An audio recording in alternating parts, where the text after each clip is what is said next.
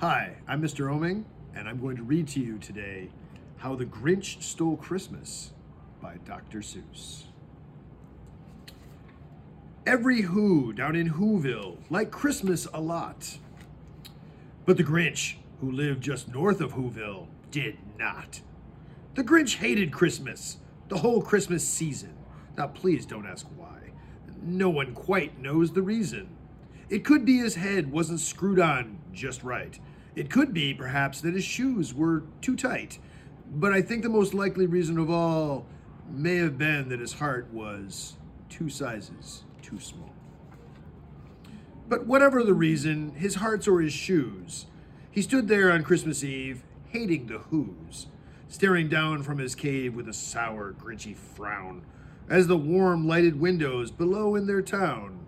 For he knew every Who down in Whoville beneath was busy now, hanging a mistletoe wreath. And they're hanging their stockings, he snarled with a sneer. Tomorrow is Christmas.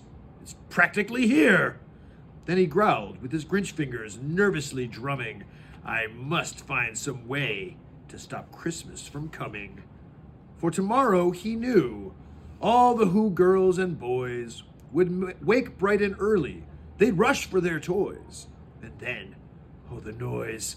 Oh, the noise, noise, noise, noise. That's one thing he hated, the noise, noise, noise, noise. Then the Whos, young and old, would sit down to a feast. Oh, and they'd feast, and they'd feast, and they'd feast, feast, and feast. They would feast on Who pudding and rare Who roast beast, which was something the Grinch couldn't stand in the least. And then they do something he liked least of all. Every Who down in Whoville, the tall and the small, would stand close together with Christmas bells ringing. They'd stand hand in hand, and the Whos would start singing. They'd sing, and they'd sing, and they'd sing, sing, sing. And the more the Grinch thought of this Who Christmas sing, the more Grinch thought, I must stop the whole thing. Why, for 53 years I've put up with it now. I must stop this Christmas from coming. But how? Then he got an idea. An awful idea. The Grinch got a wonderful, awful idea. I know just what to do! The Grinch laughed in his throat, and he made a quick Santa Claus hat and a coat. And he chuckled and clucked.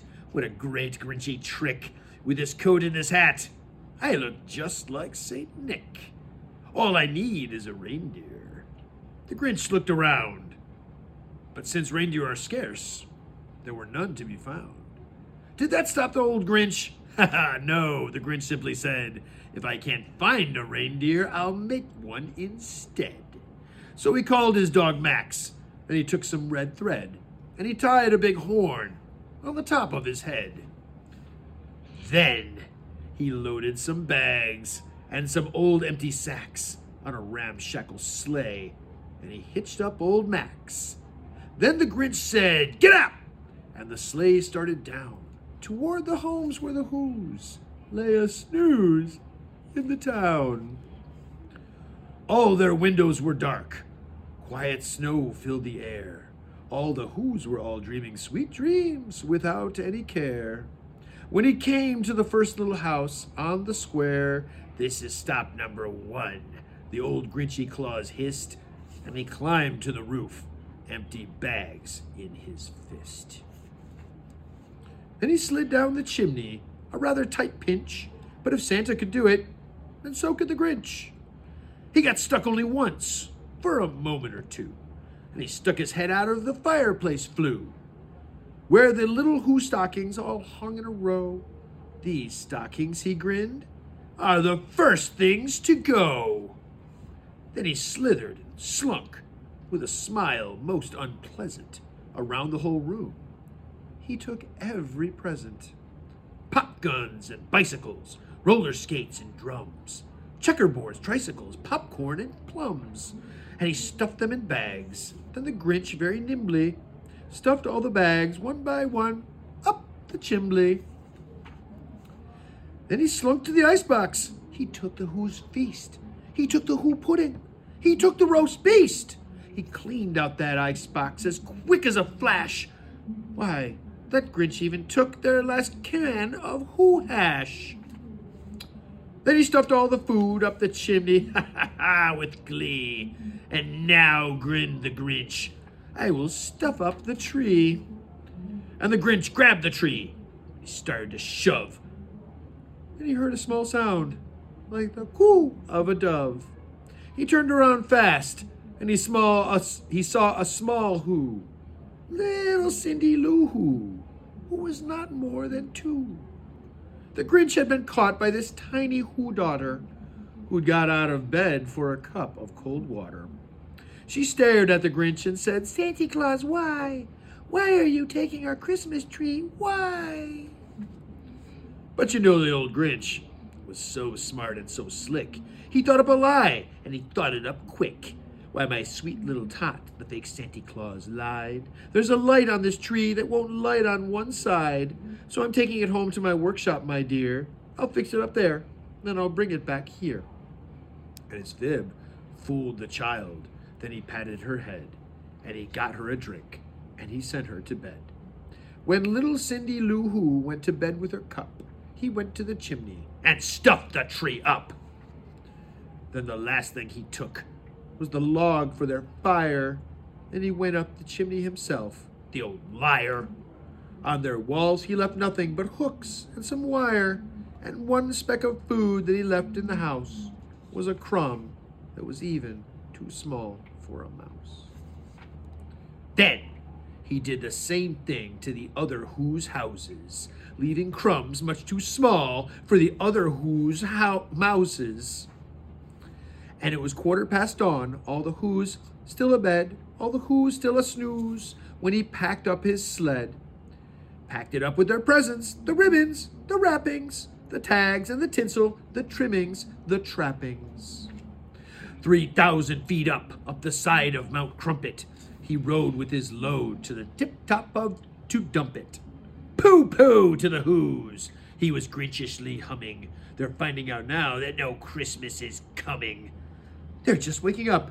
I know just what they'll do. Their mouths will hang open a minute or two. Then the Who's down in Whoville will all cry, boo-hoo. That's a noise, grinned the Grinch, that I simply must hear. So he paused, and the Grinch put his hand to his ear, and he did hear a sound rising over the snow. It started in low, then it started to grow. But the sound wasn't sad. Why, this sound sounded merry. It couldn't be so, but it was merry. Very! He stared down at Whoville. The Grinch popped his eyes. Then he shook. What he saw was a shocking surprise. Every Who down in Whoville, the tall and the small, was singing without any presents at all. He hadn't stopped Christmas from coming. It came! Somehow or other, it came just the same. And the Grinch, with his Grinch feet ice cold in the snow, stood puzzling and puzzling. How could it be so? It came without ribbons.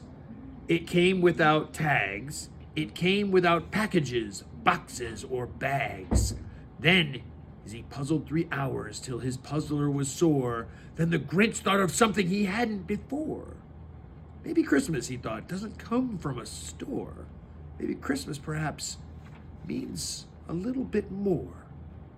And what happened then?